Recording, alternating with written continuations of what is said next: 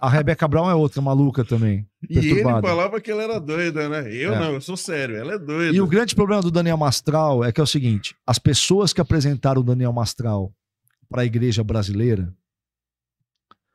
por exemplo, a doutora Neuza Itioca, quando perceberam que ele era um embuste, não vieram a público falar, porque pegava mal.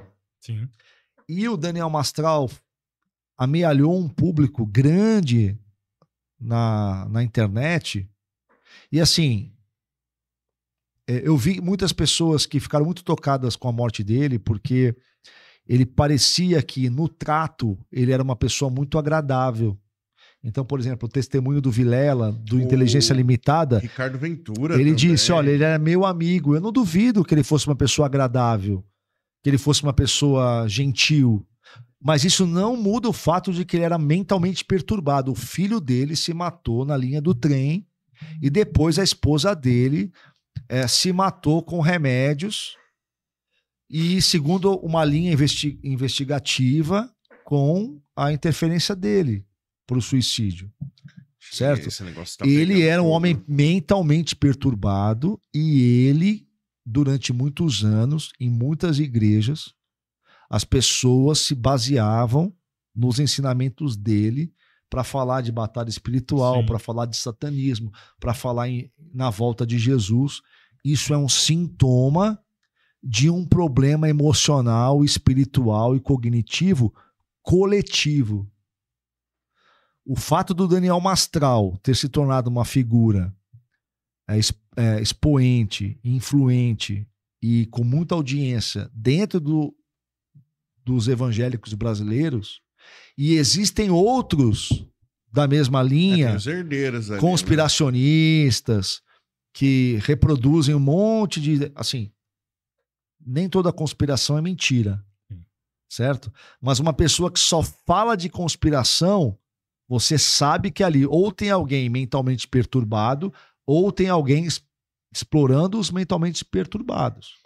Porque todo mundo sabe que é impossível que todas aquelas conspirações sejam verdadeiras, mas aquela pessoa fala só nisso. Por quê? Porque isso dá muita audiência, porque isso cria uma audiência no meio do pessoal biruleibe. E por que pessoas como o Neuza Itioca, grande no meio cristão, historicamente, participando de seminários que continham junto com Caio Fábio... A Neuza Itioca, ela não se manifestava, no caso. A Neuza Itioca, ela tem uma carreira muito importante na Aliança Bíblica Universitária, né? Ela era uma pessoa muito respeitada no meio acadêmico cristão evangélico brasileiro. Ela tem formação teológica consistente e tal, mas ela foi para alguns caminhos, né, bastante questionáveis. Eu tive experiência com a doutora Neuza lá no início dos anos 90, então a minha experiência com ela não foi recente, foi lá atrás, né? Várias coisas que nem vale a pena mencionar, mas assim, se você for olhar, por exemplo, se você olhar para a doutora Neuza Itioca, olhando para uma mulher solteira de origem oriental, né? O que os orientais veneram? Qual a fixação psicológica dos orientais? Não são os antepassados? Sim. O oriental não cultua a memória dos antepassados? Qual que era a fixação da doutora Neuza na cura e libertação? Não era exatamente você pedir perdão pelos pecados dos teus antepassados? Então você tem aí um componente, nem ela foi liberta daquilo que ela queria libertar as pessoas, entende? E isso tem muito a ver com a gente. Nós, seres humanos, somos essa calamidade, somos essa precariedade existencial, né? Às vezes nós queremos ser a solução para os problemas de todos e nós não somos a solução nem para os nossos problemas. Assim, é como se afirma, né, que a doutrina protestante mais facilmente verificável é a doutrina da queda. É o fato de que todos nós somos caídos e pecadores. Isso é a coisa mais fácil da gente verificar de todas as doutrinas da reforma, né?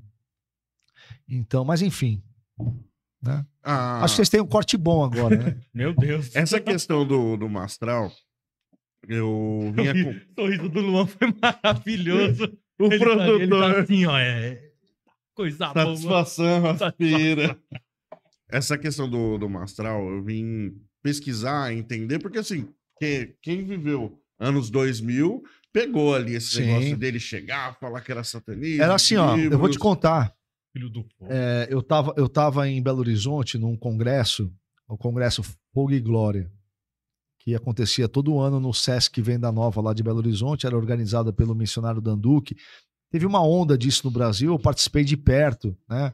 A gravação dos CDs, do David Quinlan, do Antônio Cirilo, Heloísa Rosa, Caramba. Que agora está envolvida com o escândalo de pedofilia do marido, a Asas da Adoração, né? E tantos outros, né? Ricardo Robortella. Eu participei muito disso aí. E eu lembro de estar no ginásio lá do Sesc Venda Nova, e o Sesc era um lugar aberto que o evento alugava o ginásio. Só que o Sesc lá, o Venda Nova, tinha milhares de chalés, então haviam muitas pessoas no Sesc que não eram evangélicas. E aí eu lembro que entrou assim uns 4 ou 5 rapazes vestidos de preto. Obrigado, irmão. Cabelo comprido. Deviam ser roqueiros, né? Metaleiros, sei lá. Começou um burburinho de que eles eram satanistas. Porque estava no auge do Filhos do Fogo, né? Oh. São satanistas infiltrados, né? Quer dizer, o Satanás vai mandar infiltrado. Ó, vocês vão lá e se infiltram lá no evento de crente. Mas se disfarcem. Aí os caras vão de metaleiro, né? Pô, não tem sentido nenhum. Mas havia isso daí, eu lembro, assim, você ia nos cultos em algumas igrejas e aí o pessoal ficava orando, Senhor, mostra quem são os satanistas. E às vezes vinha um visitante na igreja, perturbado mesmo, né? A pessoa era perturbada, mas ela estava ali para ser liberta. Alguém já chegava e dizia, olha, o satanista infiltrado e tudo mais, né? E agora, você vê, qual que é o fruto que o Daniel Mastral deixou para a posteridade? O Rick Vanilla. Então, assim, ó, o tosco, o ridículo. Outro corte aí. Né? Vou repetir. O legado que o Daniel Mastral deixou para a posteridade no meio evangélico é o personagem tosco, ridículo, absurdamente infantil, Rick Vanilla, que se engana alguém, só gente muito debilóide, né?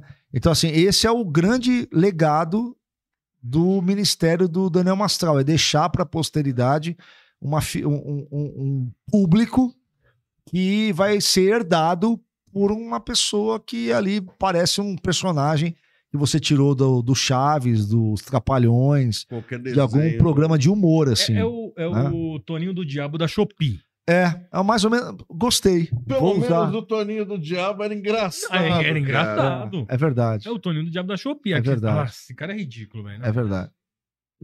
E um bando de gente mentalmente perturbada, né? Perturbada.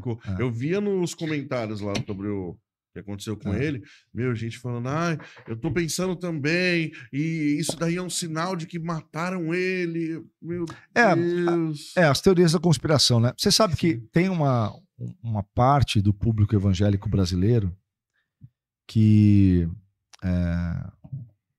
acredita em portais místicos, acredita que se você espalha sal grosso por uma cidade, você está repreendendo o Satanás. Então você está querendo falar que não existe o demônio da caixa d'água que está alojado dentro da caixa d'água? Esse eu não conhecia. Não conhecia? Não. Mas mostra o lado que esse cara seguia aí. Conta pra mim, por favor. Que ela falava que tinha demônio alojado dentro da caixa d'água das famílias. Por isso que as famílias não prosperavam. Teve o cara lá que me amaldiçoou na pandemia, que era o que soltava a flecha do Valente. Aí eu entrei na live dele e comecei a causar. Tinha uma pessoa que me